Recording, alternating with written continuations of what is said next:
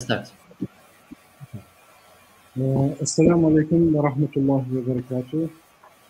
Dear guests, ladies and gentlemen, welcome to İLKE platform.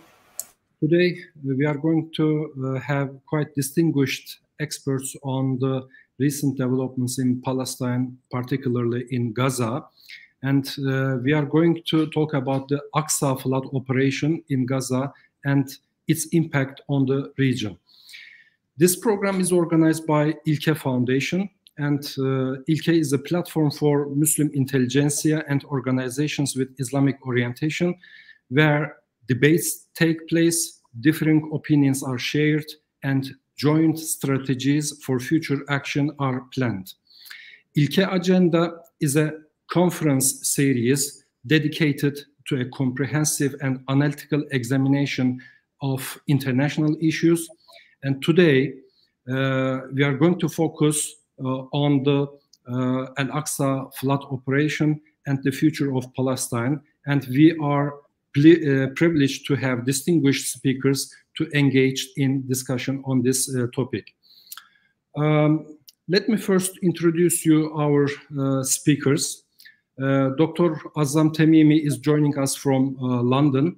And he is a British Palestinian academic and political activist.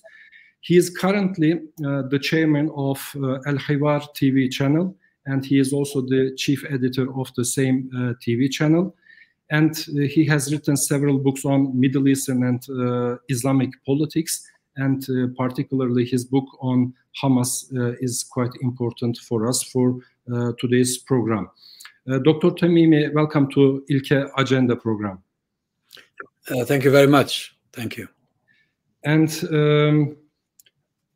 we have another guest from London, Sami Hamdi, and he is also one of the well-known experts on the Middle Eastern politics, and he is advising to governments and risk management. He's doing risk management. In this regard, I would like to also say him welcome to our program, Sami Hamdi. Thank you very much for having me. Thank you. And lastly, our last guest is from Istanbul. Dr. Abdullah Ma'rouf is teaching in one of universities in Istanbul, and he is expert on Jerusalem studies, if I'm not mistaken, and he wrote extensively on this issue. Welcome, Dr. Abdullah. Thank you very much, Mr. Ebubekir. Thank you. Thank you. Thank you for joining us today.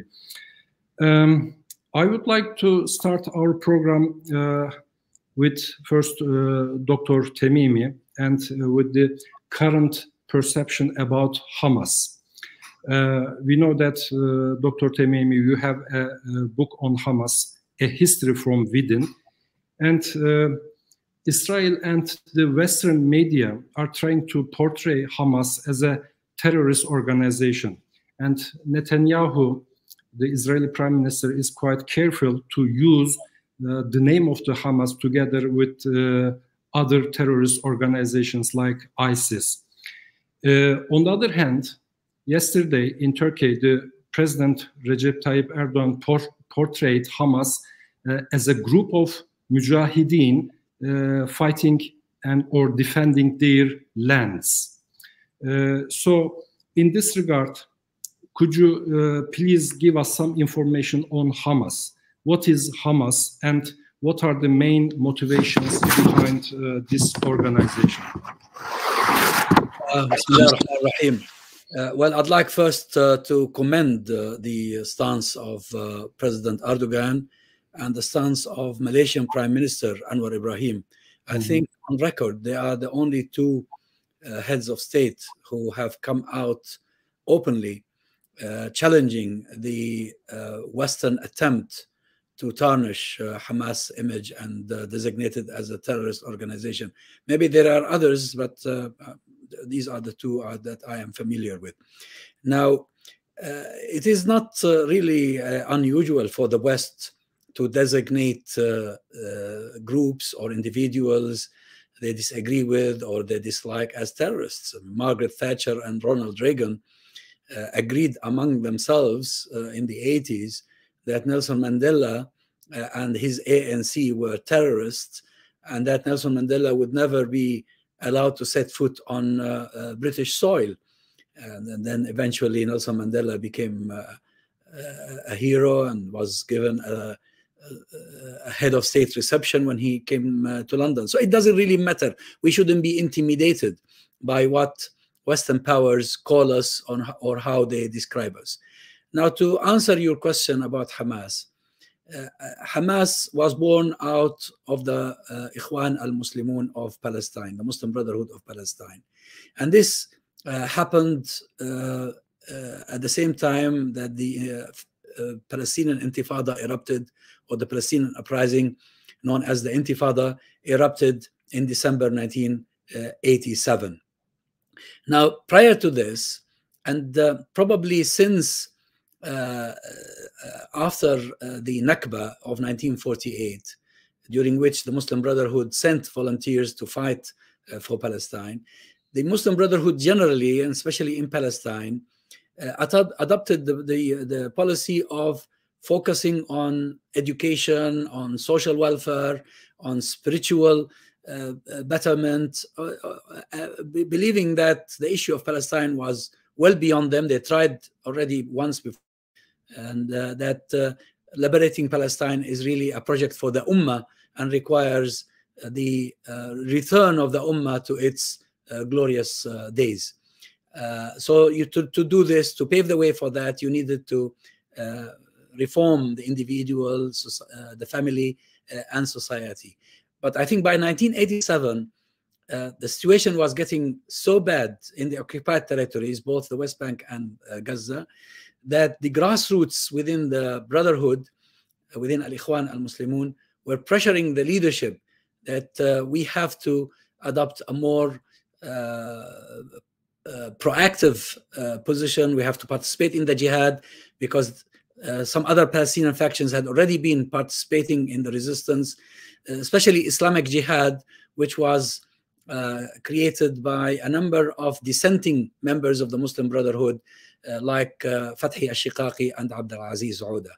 So this is the origin of Hamas. On the 9th of December 1987, the leadership of Hamas in Gaza met and decided to create the Islamic Resistance Movement, Hamas. Hamas is the acronym for the Arabic name of the movement, Harakatu al-Muqawama al-Islamiyya. And what it stands for is what the entire Ummah stands for. Palestine is part of the Ummah. It was usurped by the invaders. And a colonial outpost was illegitimately created on it. Its people were dispossessed and have been struggling for their rights.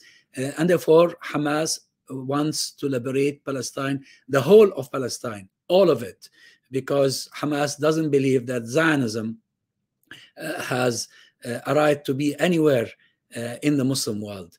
And it should be made clear here that in subsequent years, Hamas came up with clearer agenda or clearer information about itself than it started with. Initially, it started with a charter that was published in 1988, and it wasn't really that good, because it relied on conspiracy theory and global Jewish conspiracy to explain the conflict, an idea which was quite widespread within Islamic and Arab nationalist circles at the time. But I think later on, as we saw in the document that was released in 2017, Hamas clearly distinguishes between Zionism and Judaism, between the Zionists and the Jews, and now clearly says that we have no problem with the Jews, we have only a problem with those who invaded us, attacked us, and took our homes from us.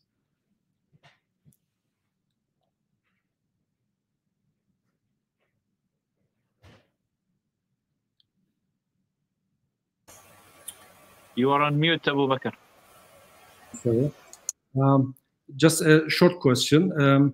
We are talking, in fact, an organization, a movement whose leaders were politically elected in 2006 and became prime minister.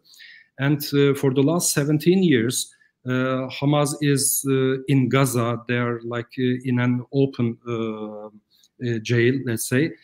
But I think the main motivation, isn't it, for the Hamas movement is to make Al-Aqsa free. So the main motivation is Al-Aqsa, isn't it?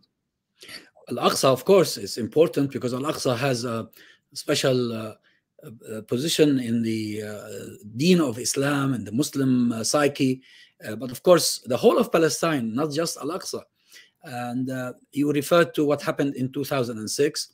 Actually, the 2006 election was an important turning point in the struggle because it exposed openly and clearly the hypocrisy of the Western world. They wanted democracy, but they didn't want it. They didn't want the result that democracy produced.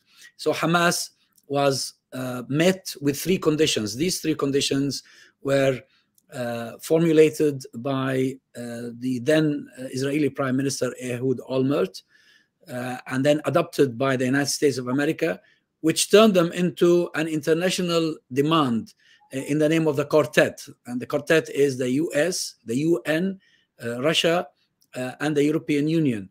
And the three conditions are, first, Hamas, well, they said that they wouldn't talk to Hamas or recognize its win in the election until, first, it recognized Israel's right to exist. Second, until it renounced violence and disarmed. And third, until it accepted all the treaties and agreements signed by the PLO, like the Oslo Agreement and its various subsidiaries. Okay, thank you very much for now, Dr. Tamimi. Now I would like to turn to Sami Hamdi. Sami, it seems that the Hamas is not fighting for defending the Gaza territory only.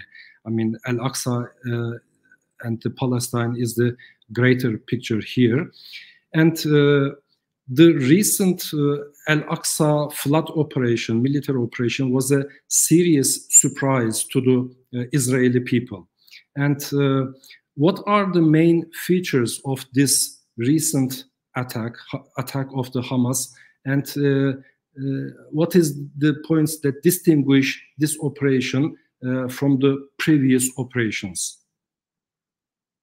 Thank you very much, Ebubekir. Thank you to Dr. Azzam for his presentation, and greetings, of course, to Dr. Abdullah and to everybody who's watching this live stream and this live feed. And thank you to ILKE for hosting this timely talk at a time in which every voice now is important. Every voice is making the difference.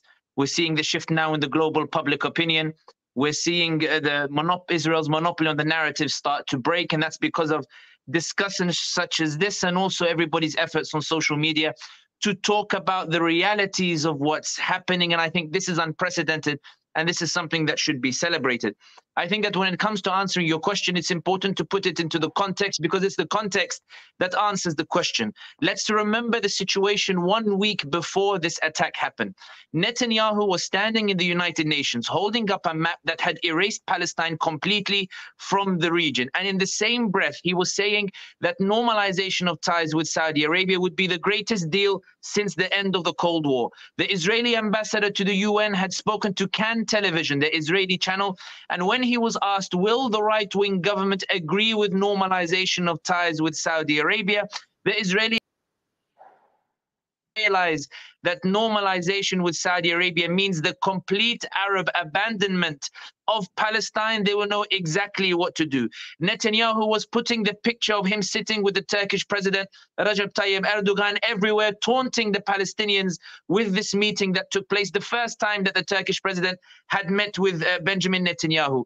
The UAE's ambassador, Yusuf Al-Utaiba, was telling a think tank that the UAE had failed to secure any concessions for the Palestinians, that normalization had failed in this regard, and that now it was for the other states that will normalize to talk about Palestinians, but look how nice it is now, how many flights we have between Abu Dhabi and Tel Aviv.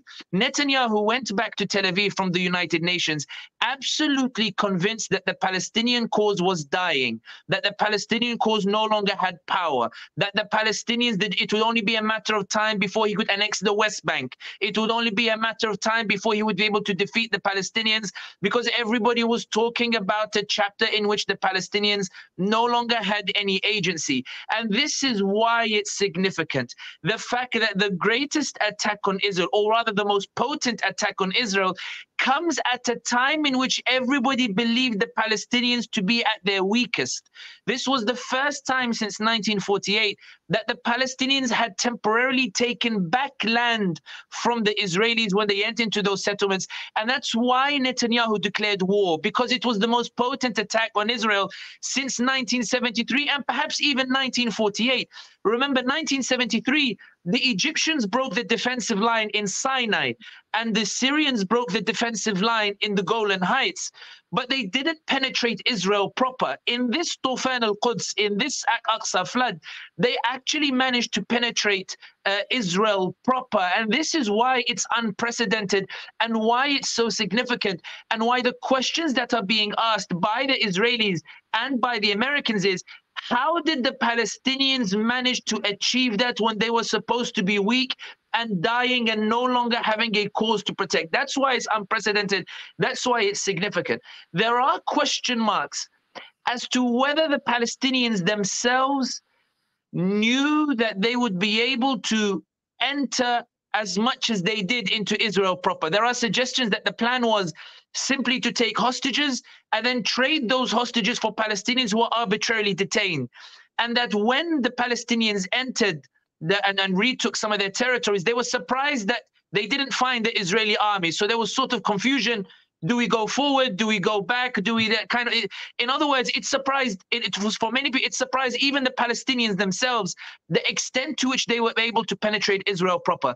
And the reason that's significant is because the reason that Netanyahu is pounding Gaza so hard, and the reason why he's starting to attack the West Bank, and the reason why Blinken, who is ideologically very aligned with the Israelis and is against any ceasefire, the reason they're so adamant that there shouldn't be a ceasefire is because what they're terrified of is not Gaza itself, but the fact that the whole world now sees a renewed spirit in the Palestinian cause. Last week, there was despair and depression about the Palestinian cause, but today you can see it on social media that the world is roaring the name of Palestine and roaring about the Palestinian cause. That's making mainstream media apologize for their poor coverage. I've never seen BBC presenters apologize for their coverage of Palestine and Israel. I've never seen CNN presenters apologize for their coverage of Palestine and Israel. I've never seen Sky News apologize. The reason they're apologizing is because of the pressure from social media, because public opinion is shifting, and that is what Netanyahu is trying to bomb in Gaza. He's trying to make an example of Gaza because what he's worried about is that if the conflict ends here, if the war ends here, the conclusion that everybody will make, including Bloomberg, which had on its front page that normalization is no longer possible without talking to the Palestinians. What Netanyahu is worried about is that if he ends the war here, everybody will say it is Netanyahu who failed, that it is Netanyahu who brought the greatest threat to Israel. We see the Israeli polls, that Netanyahu no longer has control of the narrative, that Israel no longer looks like the moral army, that the Palestinians now look human, that the Palestinians now are women, children, and men who want lives as well, and they want their rights or the like. Netanyahu is terrified that no matter how much he's bombing Gaza, public opinion still won't lean in his favor. And this is why I strike the example. Dr. Azzam Tamimi gave the example of Mandela. Let's give an example even further back. My maternal side is from Algeria. In 1945, when France was liberated from Nazi Germany and the United Nations got together to write the charter, every man is born free, France celebrated in Paris, but massacred 30,000 Algerians in Guelma and Stif and these places because they were arguing that freedom belongs to Europe and the West, but doesn't belong to these colonies and doesn't belong to these people. When they massacred the 30,000, in the same way Netanyahu is trying to massacre the Palestinians, the aim of the French then and the aim of Netanyahu now was to try to say to the Palestinians and to the Algerians that there is a high price for freedom. They wanted them to go back into their homes and never again attempt to liberate their land again, and that if they ever try to liberate, they will be bombarded the way they're bombarded today. 17 years later, after 1945, Algeria was liberated. And that's why I think that even when you look at the disaster that is unfolding in Gaza, it doesn't actually suggest that the Palestinian cause is in retreat. If anything, it suggests that the Palestinian cause has advanced. And that's not necessarily because of the military operation, but because of the shift in public opinion, because of the change in the narrative that's been brought about, not necessarily just by the attack itself, but by ordinary Palestinians mobilizing on social media to show the world what's happening. Remember that Israel is telling the world what's happening, but the Palestinians are showing the world what's happening. And that's why Israel had to spread fake news about 40 beheaded babies, because it was concerned that people were seeing what was happening. But on this final point, it's worth noting that the Palestinians have broken through the glass ceiling with regards to media and the narrative. We've seen very eloquent Palestinians. That's been amplified by ordinary Turks, ordinary Arabs, by allies of the Palestinian cause, by protesters in France, in Rome, in London, in Washington, in Pakistan, in Indonesia, Malaysia, Africa, all over the world. We've seen thousands and thousands and thousands of people take to the streets expressing the public anger, so much so that if you open Washington Post, you'll see that when Blinken went to Tel Aviv to show support for Israel, he changed his mind in Tel Aviv and decided to visit the Arab states. But Washington Post reports that the reason he went to visit them was to ask for help to tamp down on public anger, to tamp down on public opinion. And if you think about it, that means that Blinken and Netanyahu in the war room, when they sat in Tel Aviv, they discussed the change in public opinion as a crisis that needs to be rectified. And I think, and I'll finish on this point, I think that Israel is more worried that it has lost this battle about the public opinion than it is about what's going to happen in Gaza. Israel believes that even if it flattens Gaza, if it cannot regain its grip over the narrative, then it may well be that it's looking at a situation like Algeria in 1945, where it thinks that it has committed a huge massacre of 30,000. In this case, we're still on 2,000 or 3,000 or 5,000 Palestinians. But that this is the start, this is the turning point, that historians will look back on this moment and say this is the moment where the world started turning against Israel and began to lend its voice and support to the Palestinians. So to summarize, when you say the importance of Tufan al-Aqsa, the importance of Tufan al-Aqsa was that it produced the greatest security threat to Israel since 1948, at a time in which the Palestinians were supposed to be at their weakest, and it's forced a global shift in public opinion that is so dangerous for the Israelis that Netanyahu is pleading with social media to limit the spread of Palestinian content, to shadow ban Palestinian accounts, to take down Palestinian content, because Netanyahu believes if he loses his narrative war, Netanyahu is terrified that the world will see the Palestinians as human beings and not as savages. And this is what Israel is terrified of. This is what Israel is trying to prevent. And regardless of what happens in Gaza, the Palestinians have already won.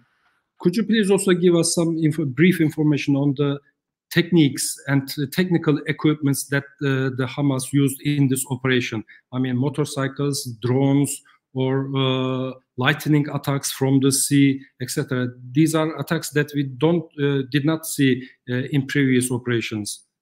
I think that one thing that is worth noting is that the military capabilities of Hamas, and indeed the other Palestinian factions that also participated in this operation, are still very much inferior to the Israelis. The reason they managed to surprise them was because they managed to launch the rockets to occupy the Iron Dome. Then they took out some of the surveillance equipment, and then they paraglided across to make sure that they could not be seen. And they also used some of the tunnels that they had dug in order to be able to go undetected. Israel has a tunnel monitoring device, but it appears that the Palestinians dug deeper than the devices are able to contact as well.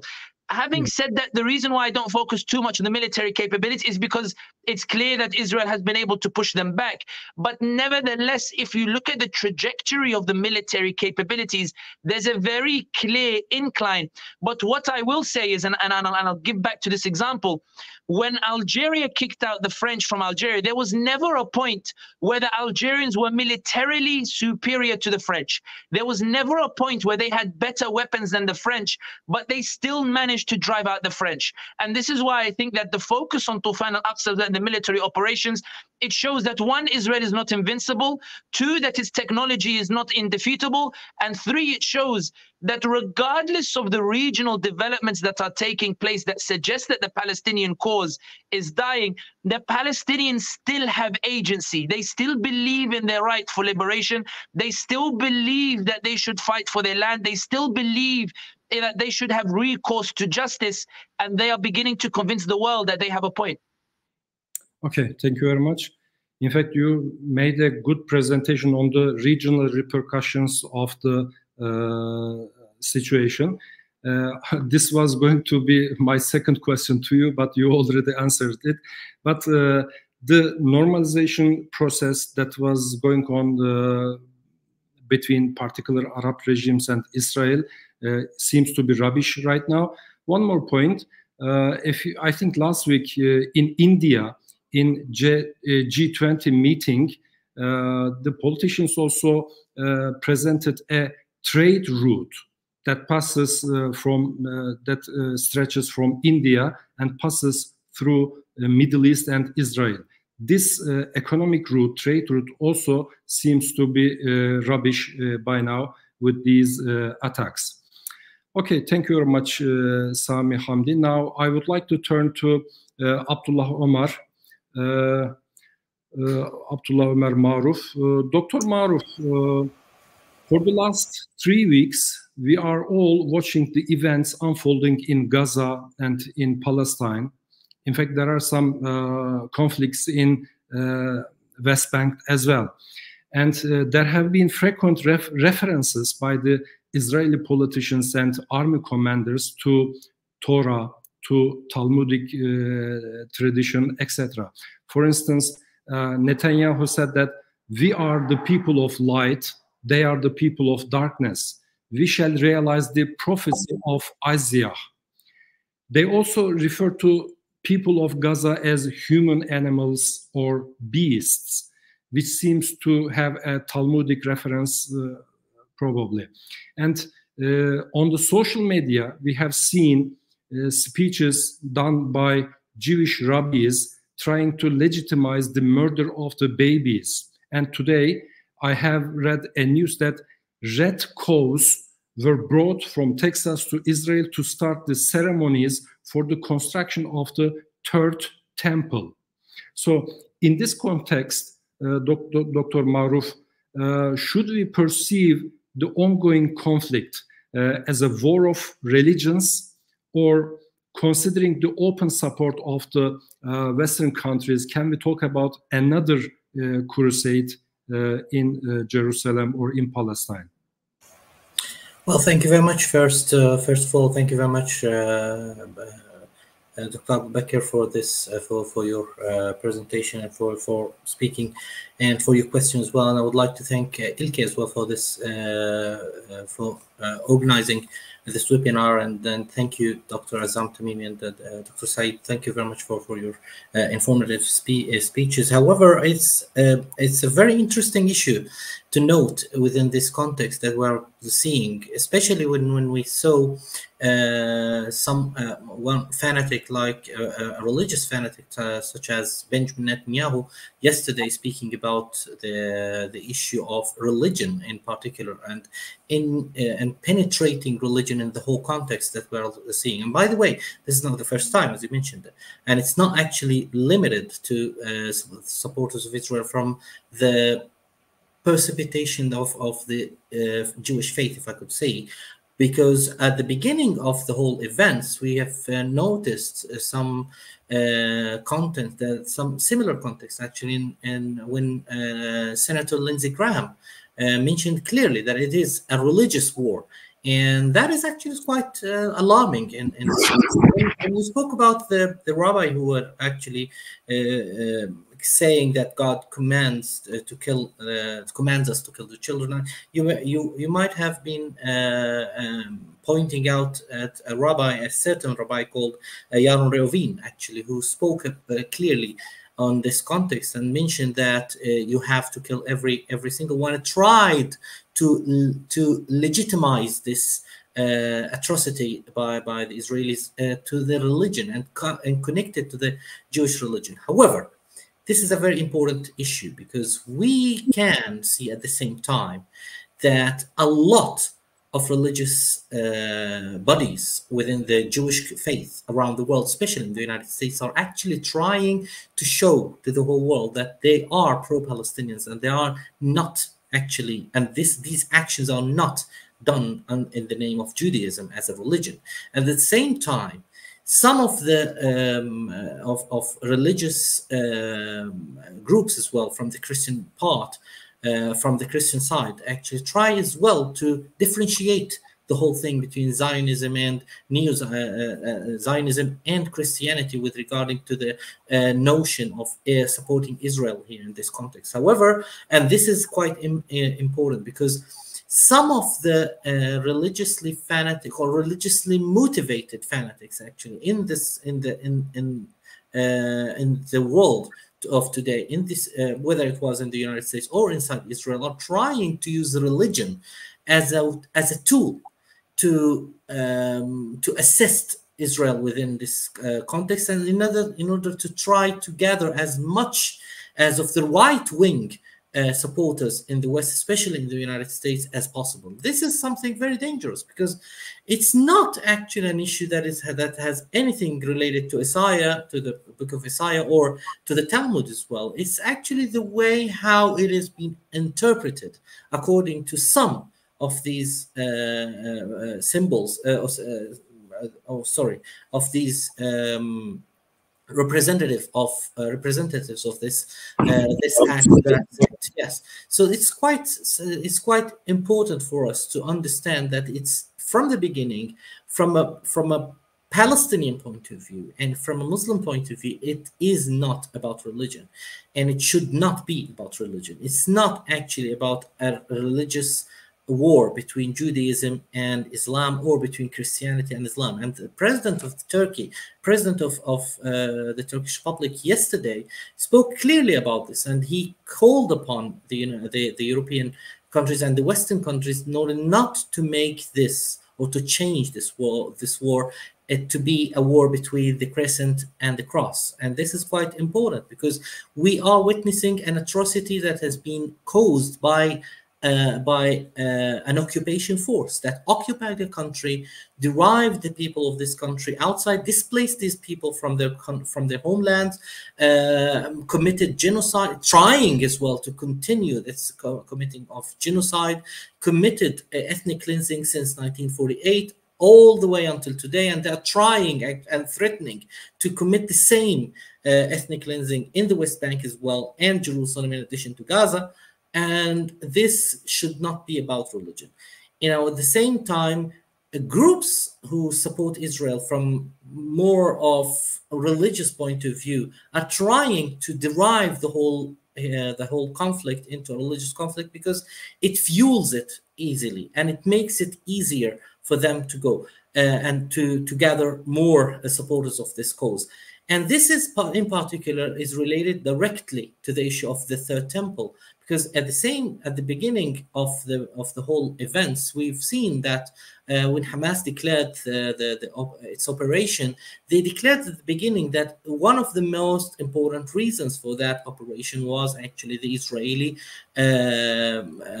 attacks over Al-Aqsa Mosque, and this has been done by a very minor.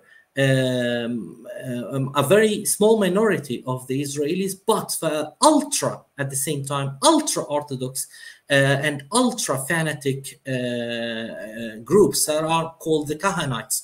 And these groups are the ones who believe that they need, in order to let the Messiah come, for the first time, because they believe that he's coming for the first time, the world has to go into a religious war.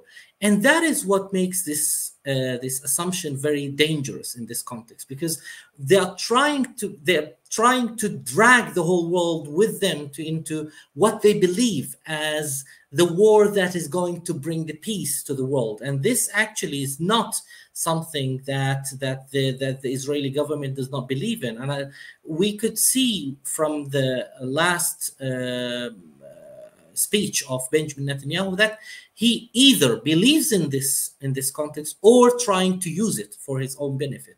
And this is actually taking the whole conflict into a very new angle, and into very, very new and a very dangerous as well side. And this would never end if we start in this context. Now, at the same time, when Gaza is being bombed by the Israelis, I would like to draw the attention here to a specific place that is not being covered at all in the news, which is Al-Aqsa Mosque. That was one of the main aspects of the beginning of this war. Al-Aqsa Mosque is being now closed completely against the Muslims. The Muslims are not allowed into Al-Aqsa Mosque, and even during the Jum'ah prayer, during the Friday prayers, Muslims under 70 years old are not allowed inside Al-Aqsa Mosque. At the same time, the groups, the fanatic groups of the Kahanites and the ultra right-wing groups are actually allowed to enter Al-Aqsa Mosque every single day, and they are allowed not only to enter Al-Aqsa Mosque, but they are encouraged by the Israeli government to perform prayers in order to assist, for calling God to assist the Israeli army in this war.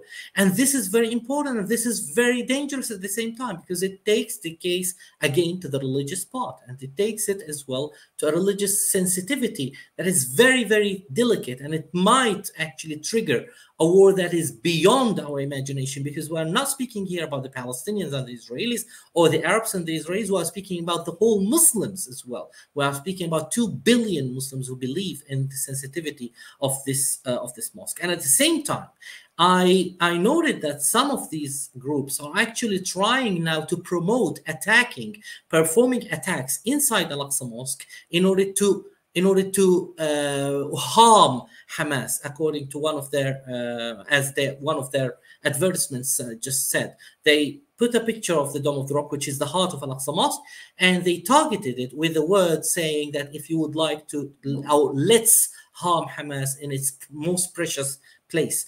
And that is very important as well for us to understand. This conflict cannot be taken out from the sensitive nature of that land, of Palestine, of Jerusalem in particular. And at the same time, it should not be believed in as a war between 2 religions or 3 religions. It is a war between, it is actually a conflict, and it is a war that is being built upon the idea of ethnic cleansing and genocide committed by an occupier. And at the same time, it is touching one of the most sensitive parts of the whole world that could trigger a lot of emotions around the world, which is Jerusalem in particular. And this is something that the whole world needs to understand, and the leaders of the world as well need to understand, and to stop Israel from playing this dangerous game. And this dangerous game has already been played from the beginning by Lindsey Graham and by some of the fanatic rabbis of these fanatic groups as well. And now it is being played by Benjamin Netanyahu himself, which takes us to a whole new area of conflict. And I hope that we do not go all the way to that area. I cannot hear you. The microphone is on. Yeah. Thank you very much. Since we have limited time, I would like to turn to Dr. Tamimi. Dr. Tamimi, the reasons for the attack of Hamas on October 7 have been much discussed, and Sami has already pointed some of the background for these reasons. And but many, even Muslims, criticized and asked the question that, didn't Hamas know that the result of this attack would be a devastating war for the people of Gaza? What would you say on this point? This is my first and short question, and then I will address you a second question. Well, we can only assume that whoever planned and ordered this attack on the 7th of October did take into consideration that this was likely to be followed by such madness on the part of the Israelis, especially that the Israelis are superior in their capabilities and that they enjoy the full and unconditional support of the superpowers of the world, the United States of America and its allies in Europe. But you see, Palestinians have been under occupation for 75 years. Gaza has been under siege for 17 years. Land usurpation continues in the West Bank. Attacks on Al-Masjid al-Aqsa continue. Harassment of Palestinians continue. Our brothers and sisters, around 5,000 to 6,000 of them are in detention, and the world seems to have forgotten about them. So I think something needed to be done to rock the boat. And so long as you live under occupation in a manner that is denying you your basic human rights, you're really left with very limited options. Yes, some people are saying, oh, we could have avoided all of this by remaining content with the status quo. But the status quo is ugly.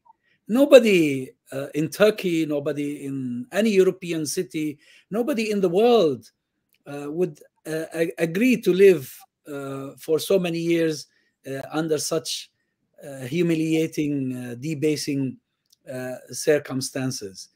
And we all talk about the liberation of Palestine. So how is the liberation of Palestine going to happen if the people are not willing to make sacrifices? The way I look at it today is that this is, yes, a very hefty price, a huge sacrifice, but you cannot change the status quo by just wishing, by sitting in front of a TV set and weeping over Palestine and over Al-Masjid al-Aqsa and what happens to it. There have to be action, and that action can be very costly. Mm-hmm. Okay. My second question will be regarding the military buildup in the region, Dr. Tamimi. And we know that there is an ongoing military buildup in the region. Israel is preparing for a total warfare on the one hand, perhaps preparing for a genocide. And we see, on the other hand, American aircraft carriers, British ships in Eastern Mediterranean, etc. And Netanyahu openly said that we are changing the map of Middle East, and he implied the creation of a new Middle East. Israel has already bombarded 3 countries, Lebanon, Syria, and perhaps accidentally, if we believe, Egypt. So in this regard, do you think that Israel will occupy Gaza completely, or will there be a territorial change in the map of the region? I think Netanyahu is not changing the map of the region. I think he is resisting those who want to restore the proper map of the region. Palestine was never a state on its own, by the way, any time in history. Palestine was always part of the Ummah.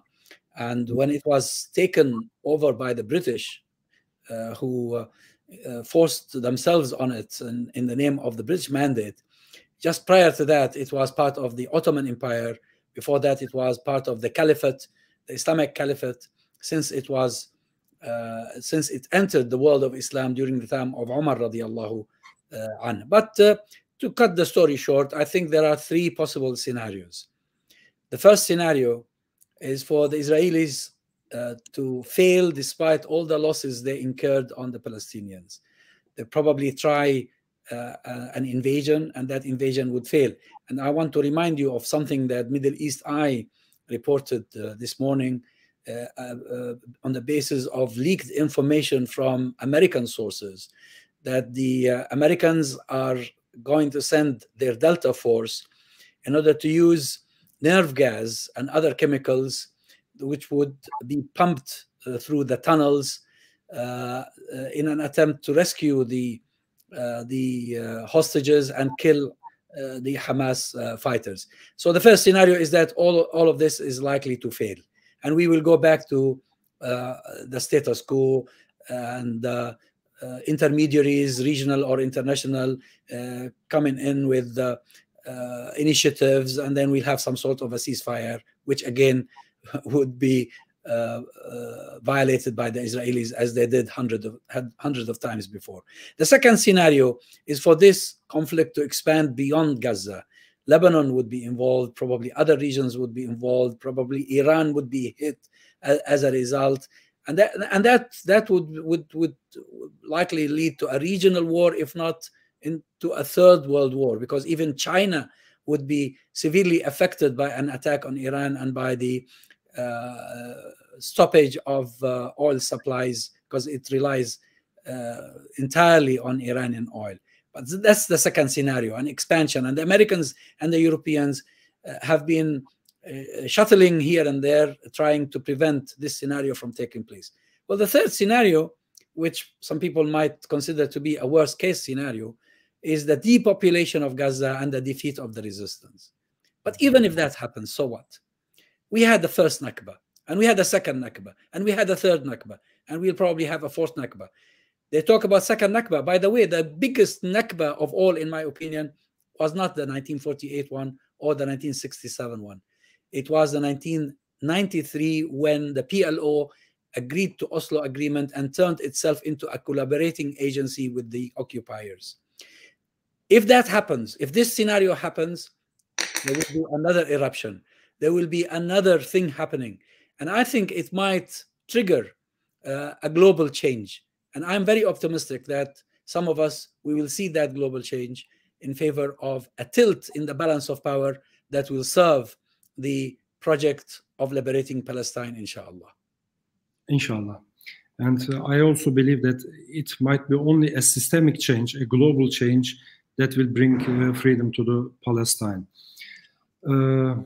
Okay. Now I would like to turn to Sami Hamdi. The Western world stopped talking about a two-state solution. When we look at the countries in the region, we see Qatar is coming to the forefront in hostage negotiations. Turkey, on the other hand, has recently proposed to act as a guarantor to the state of Palestine. And Egypt has made an unprecedented military parade in Suez. So these are the recent developments in the regional, neighboring countries, perhaps. In this regard, I would like to ask the role that the neighboring Islamic countries or the Muslim communities in general might assume. This is a rather heartbreaking question, and the answer is perhaps equally as heartbreaking. I think that when you read Israeli commentary on what's happening, you will not find any sentence that suggests any concern about the Saudi position, or about, the Egyptian position, or even about the Turkish position, or any of the positions of the Muslim countries. There's no concern that these countries will do anything in terms of substance in favor of the Palestinians against the Israelis. There's only one country, and it pains me to say it because their foreign policy in the region is quite destructive, in my opinion.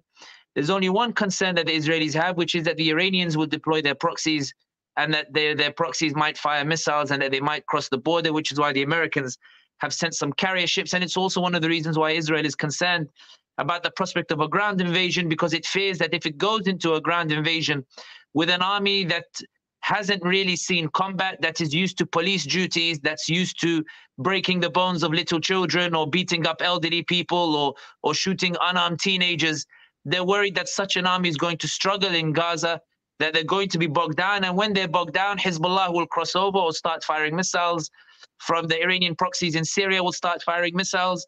There are suggestions that the Houthis have tried to fire missiles and that Saudi took down the missiles on behalf of the Israelis. The reality is that when we're looking at the regional powers, even with regards to Egypt itself, I think that Egypt itself finds itself in an awkward position where even when it's trying to resist the depopulation of Gaza, there hasn't really been a scramble to try to reinforce Egypt's position. And Egypt is caught in this very awkward situation where even when Sisi allowed protests for the first time and encouraged the protests, they were restricted because there were concerns that the protesters would use it as an opportunity to turn against the government, to turn against Sisi. So the government itself finds itself handcuffed and hamstrung as well by these factors. I think that when it comes to the regional powers, I think that there are more indications from them that suggest that they want to keep good ties with the Israelis and that they just want this situation to go away, than any sign that suggests that they're ready to launch a concerted effort in favor of the Palestinians against the Israelis. Even when you look at the diplomatic initiatives, the OIC had an emergency meeting. There was a meeting in Cairo with the foreign ministers. There were some nice speeches from King Abdullah of Jordan and the like. But when you compare it, for example, to, you know, the French President Macron, he goes to Tel Aviv. Rishi Sunak, the UK Prime Minister, goes to Tel Aviv. Biden goes to Tel Aviv. I haven't seen the Saudi Crown Prince Mohammed bin Salman go to Cairo or visit the Rafah crossing, or any of the Muslim leaders do that in a show of force that we are here and we will not allow Israel to depopulate Gaza or the like. I think this is what makes what's happening even more spectacular for the Palestinians and even more worrying for Netanyahu, in that Netanyahu is not worried that, you know, Turkey or Saudi Arabia or Egypt are going to do anything. Israel is worried that despite these countries not doing anything, the Palestinians still did something. That's what Israel's concern is. It's the Palestinians who are the heroes of this story in causing this shift, sadly, on their own. And that's why I think that while the contribution has been in morale terms, I think that even when you look at Blinken, so let's, and I won't go too long about this, but think about it this way. UAE, Morocco, Sudan, and Bahrain have not reversed normalization of ties. Morocco in 2000 reversed normalization in the second intifada, but this time it hasn't seen a necessity to reverse normalization. Saudi Arabia has not closed its airspace to Israeli flights, nor has it indicated an end to normalization of ties with Israel. Instead, anybody who saw the speech of the Saudi Crown Prince at the Riyadh summit with the ASEAN countries a few days ago, the Saudi Crown Prince, in a speech of 5 minutes, gave 32 seconds to talk about Gaza. He didn't mention Israel. He didn't condemn Israel. He didn't call it a conflict. He called it violence, as if it's a flare-up or the like. And he quickly brushed over it and went on to talk about different issues. When you look at the way Al Arabiya interviewed Khalid Mish'al and really went after him as well, you know, in a way that you'd expect the Israeli media to go after him in an interview, you do get the sense that as it stands, it might change. I think that Turkey's position is developing rapidly. I think if you look at the statements from the beginning and the statements now, there's a clear upgrade. I think, you know, President Recep Tayyip Erdogan now is becoming harder in his rhetoric, beginning to try to threaten the Israelis, canceling visits, canceling projects, all the like. It's slow, but it's certainly a development. But when you look at the other countries, I think the message that's being sent to Israel from these countries is, Netanyahu, we'd like you to stop. We still want to be friends. We don't want to ruin this relationship. But no real action is being taken when you compare to what Blinken is doing. And that's why I think the US are so encouraged by it. Because when you think that, and I won't go on too long about this, but when you think that, for example, Blinken, to get support to help to crack down on public opinion, he went to Arab allies. And I think that if these countries had made clear that they are willing to do something in favor of Palestine, I don't think they would have received Blinken. And I think Blinken wouldn't have risked being embarrassed by going to those countries. I think that in terms of the regional positions, they are still very slow. But I think that the Palestinians are forcing them to start moving and forcing them to take action. The extent to which they do is unclear. But certainly I think that any change, and I'll finish on this sentence, any change in the Israeli position or any backing down on the part of the Israelis, I think, will not be because of the Muslim nations who haven't moved in a very effective way. It will be because of public opinion that will force the regimes that are trying to keep good ties to say, look, Now I'm worried by big Turkish protest. I'm worried by big Jordanian protest. I'm worried by big Arab protest. I don't want to be seen on the wrong side of history. Let me mobilize instead. So it's a heartbreaking answer, but at the same time, I think when we see the gains that the Palestinians have made despite the horrible scenes before us, I think the Palestinians have shown and they are demonstrating that they still have agency, that they still have power, that they're still strong, and that they alone are able to bring about all these regional changes and force a change in regional positions. Thank you very much. On this Saturday, there will be a mass demonstration meeting in Istanbul, and it will be probably much crowded. And I am of the same opinion that the mass demonstration like the one in London will contribute significantly to the Israeli, to the solution in Gaza. Now, I would like to turn to Dr. Ma'rouf. And Dr. Ma'rouf, you are an academic in a university in Istanbul, and the Western world is so blind to the brutal terrorism of Israel and its human rights violations, the destruction of the hospitals, the killings of the civilians, including more than 3,000 babies, etc. And the West is clearly playing the three monkeys. And the values that are set to make the West are completely ignored. Freedom of speech, freedom of life, etc. In this regard, as an academic, I would like to ask you the response and the reaction of the academics and faculties in Western universities.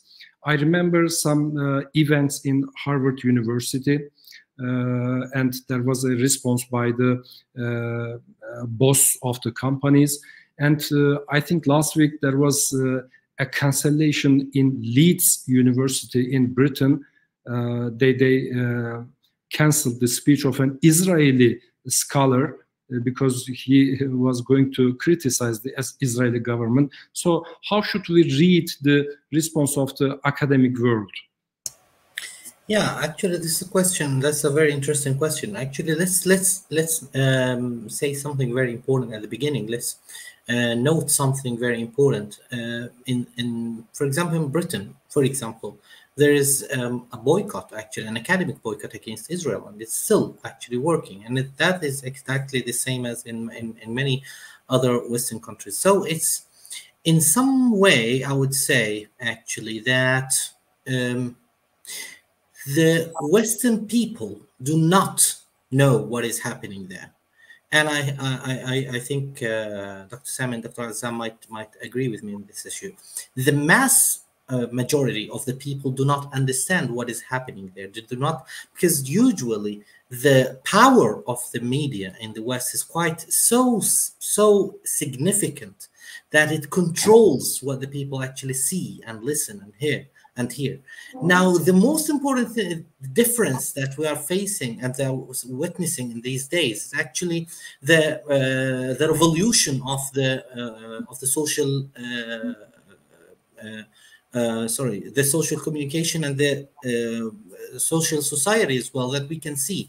So, for example, on platforms such as Facebook, Twitter, or X now, or Instagram, and others as well, and now Telegram is being now used very heavily. We can see that people are actually seeing what their governments do not want them to see. This is why, for example, Israel had a mutual agreement with Meta, the mother country, the mother company of Facebook and Instagram as well, in addition to WhatsApp. So people are actually now facing some problems here and there, but they are actually spreading the word in social social platforms around the world very easily and very quickly. And this is something that is quite new in our world of today. Nobody heard about the atrocities that were committed against the Palestinians in 1948 or 1967 because the media did not speak about it, and the people did not have their own platforms at that time to speak to each other or to show what is happening. So today the world the people, the ordinary people, do not believe the governments when they tell them, for example, that when Biden, for example, comes and say that I do not believe what the Palestinians say about the numbers of the casualties as he did, because we have a lot of influencers, if I can say, who can actually tell another the other side of the story. We have people who are being followed by millions of followers, well, millions of people who can hear and listen and know that their governments are lying to them, and the media, the mainstream media, is lying to them as well in the West. And this is something very important that is now changing. Now, it's not as expected, but it is actually a very big, massive change now in the whole game. And I think that the people who understand the main problem here, and the people who understand the justice or the just cause of Palestine here, need, especially in academia, need to use these new tools actually in order to get to the people who do not understand or do not know what is exactly happening around the world. So they need to use it for the benefit of spreading the justice of Palestine around the world. And this is actually something that is quite important in this cause. It's not only a war that is being fought on the ground in Gaza or in West Bank or in Jerusalem or any other territory.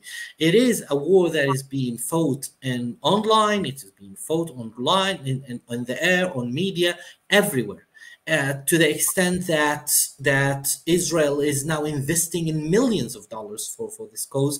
And we do not need to do that, because we have the justice around us and we have justice next to us. And this is why a lot of people are actually volunteering for this. And I've seen a video done a few days ago, done by some influencers, and each one of them had the number of the followers at the beginning when each one of them spoke. I counted the number, and I collected the number, gathered it, and counted how many people are being followed by these influencers who did this video, and it went viral around the world. And I counted at least 50 million people for just one video. So it is actually important, and Israel understands the problem that it is facing in this context, because this is this is why they are trying now to silence any influencer or any person who speaks the truth here. And I think that academics need to be in the front of this issue. The academics have the tools, have the story, have the real story, because influencers are actually people who are just well known, and that's it. And some of them, out of love of this cause, might harm it without being known and noticing, such as, for example, some of them who are now going viral with videos speaking about the Dome of the Rock being not part of Al-Aqsa Mosque, despite the fact that it is part, and that the Israeli fanatics would like to destroy it. And so this is very important. So it is actually the duty of the academics in particular in order to be in the front of leading party with regarding to this issue and telling the truth. I would like to note something here, and just as an example.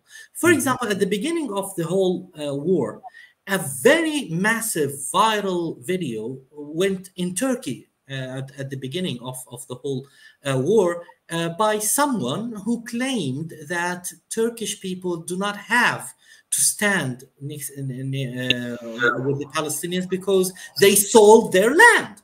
So this is actually the funny, the funny and sad at the same time. I don't want to say rumor; it's a myth that the Palestinians sold their land, and that's it. And this is actually the propaganda of the Israelis that is being gone viral. It is the duty of who? It is the duty of the academics to counter these arguments and to counter these myths, and speak the truth and tell the numbers and speak to the other people with their own languages, with their main languages. Who can speak English has to speak in English. Whoever can speak in French, in Turkish, the Israelis are doing the same actually. They're trying to mobilize all their efforts in any language, in any way, by all the means, including the academics, in order to be standing behind their propaganda. And we have seen some of their academics are actually going online or going on the TV, such as Mordechai Kidar, for example, this academic fanatic, if I could say, who spoke very, very clearly that academically speaking, the Palestinians are actually savages. So this is something quite interesting, how he counted this, he gathered between academic speech and this nonsense of calling the Palestinians as savages or even less than animals. So it's quite interesting, and it's quite important for every single academic who believes in a cause that is actually just, in order just to tell the truth with the numbers, with the names, with the information. And the information is the main weapon that Israel is so afraid of, because it exposes the Israeli propaganda that Israel is trying to impose in our world today by force, by either the force of money or by threatening the world actually of today. And this is something it is our duty to do this. And as an academic, I have my own duty to tell my students in order to get to tell the truth that they learned and tell it to the world, because every single student of me has got their own website or account in either X or Facebook or Instagram or whatever, TikTok or whatever platform we have today. And it is our duty to do that. And I hope that we can spread the word as quickly as this war is going, in order to let the justice actually prevail and let the people know the true face of this Israeli brutality that we can see in Gaza today. Okay, thank you very much for your valuable contribution. Now we have a few more minutes actually, and in the third round I would like to receive your last sentences, last contribution, starting with Dr. Tamimi. What would be your last sentences, words, Dr. Tamimi? Well, I think what three of us have said and presented is sufficient for people to become truly aware of the basics of this conflict. So I really thank you very much, the organizers. I thank my fellow speakers, and may Allah bless you for your efforts. Thank you very much. It's great pleasure having you here in this program. And Dr. Sami Hamdi. First of all, thank you very much for organizing this, and thank you to the distinguished speakers as well that alongside me as well in presenting the narrative. The final sentence I will say is this: that what has made the change this time round is not the mobilization of governments, it's the mobilization of ordinary people. What's made the difference this time round is the mobilization of ordinary people, raising their voices on social media, propagating #Palestine, overwhelming the algorithms of social media and delivering that information to people who have never received that information before, or who are before only receiving sanitized information that was propagated by Israel and its allies. When you see a viral video of the Republican candidate Ron DeSantis in a supermarket telling ordinary Americans that Israel has the right to self-defense, and then ordinary Americans, and here I'm not talking about people like me born and raised in London, but originally from North Africa. I'm talking about Americans born in America generation after generation, who turn around to Ron DeSantis and say, I no longer believe you. All my life I believe the Israeli narrative, but I've seen what's happening now in Gaza. And the reason he's seen it is because of social media, because everybody is posting, because they're commenting, because they're liking, because they're retweeting, because they're sharing it. The algorithm is promoting that content, and it's reaching places where it never reached before, and it's forcing a shift in public opinion in areas where we would never have imagined the public opinion would shift. And that's why I think that, to end on this, it's important for those who are watching this and those who are listening to us over here to understand that in everything that is happening, they have been the ones who have forced the change. They are the reason that Israel is sitting with social media to try to limit the reach of pro-Palestinian content. They're not going after prime ministers or ministers, they're going after the ordinary citizen.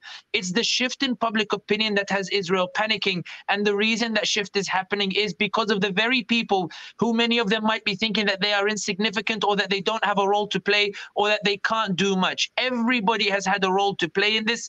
Everybody who's tweeted or shared or even just liked a tweet or liked a post, they have affected the algorithm that has promoted the post, and therefore they have contributed to the shift in public opinion. And Blinken sitting with Netanyahu in the war room in Tel Aviv was to discuss this, to discuss what the ordinary person has managed to bring about by mobilizing on social media, as Dr. Abdullah was talking about, the idea being the shift that's taking place because people are using social media so effectively. So my final sentence would be this: continue what you're doing, continue talking about Palestine, continue raising awareness, because there is a battle here that is being fought on the airwaves and on the narratives. And I think that no matter how this latest chapter ends in this clash between the Palestinians and the occupying forces of Israel, I think that Israel will never again be able to restore its monopoly over the narrative. And that's not because of Muslim governments. That's because of ordinary people who believed or who tried to do what they could do, even if it was just a tweet or a retweet. So I think this is very important to highlight here, that what Israel has been concerned about the most and where it's really hurting and where it's lost the most is in the public opinion. And that's because of the ordinary people who are listening to us today, who might be listening to the recording later on, and they should continue what they're doing, even if they feel it's insignificant. It's hugely significant in the overarching, in the grand scheme of things. Okay, thank you very much, Sami, for your valuable contribution.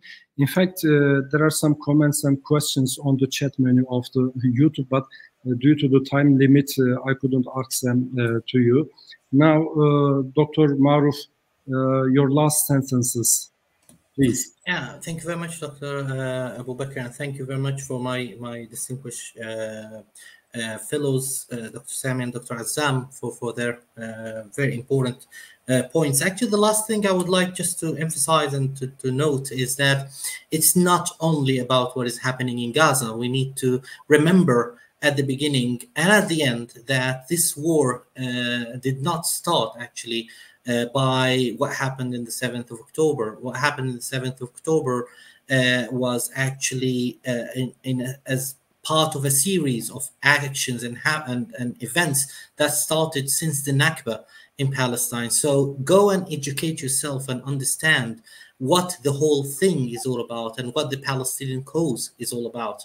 And you must always understand that it's quite important for you to look at the whole picture in order to understand the aspects that are happening in front of you and not being cut off from the whole sequence of the events that happened throughout history in Palestine.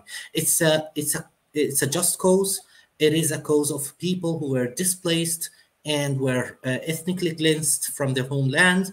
And I think that anyone who stands with the Palestinian cause today is standing in the right side of history today and tomorrow. Thank you very much again for this invitation. Thank you. Thank you very much.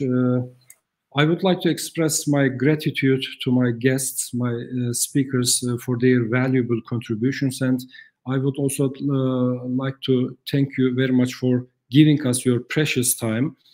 By the way, I also want to remember the people of Gaza and Palestine. May Allah give them strength. May Allah accept their shahada. And may Allah give the Ummah unity and strength.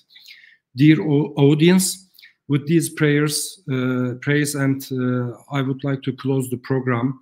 Thank you very much for watching us. Assalamu alaikum wa rahmatullahi wa barakatuh.